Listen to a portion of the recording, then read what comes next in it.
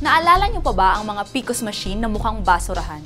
Yung binili natin ng 10 bilyong piso at ginamit sa nakaraang 2 halalan? Turns out, kinda basura na ito. Nagdesisyon kasi ang COMELEC na mag-arkila ng mahigit 90,000 na mga optical mark reader para sa 2016. Gagastos tayo ng 9.6 billion para sa mga bagong makinang ito. Pero actually, walang bago sa teknolohiyang ito. Nakaparehas lang ng PCOS. Itsura pa lang, di ba?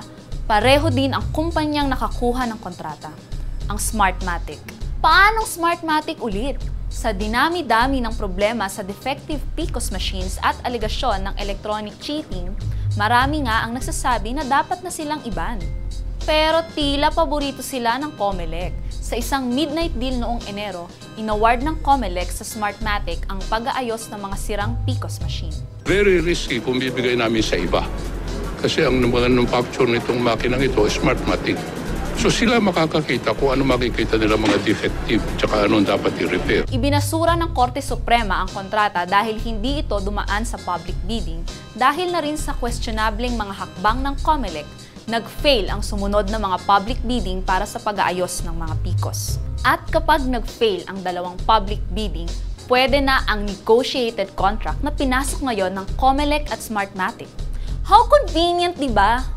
So matapos tayong bumili ng makinang pumapalya, gagastos tayo ulit ng bilyong-bilyong piso para umarkila ng kaparehong makina sa parehong kumpanya? Does that make sense? Kung tutuusin, may ibang options na mas mura, transparent at hindi hawak ng dayuhan.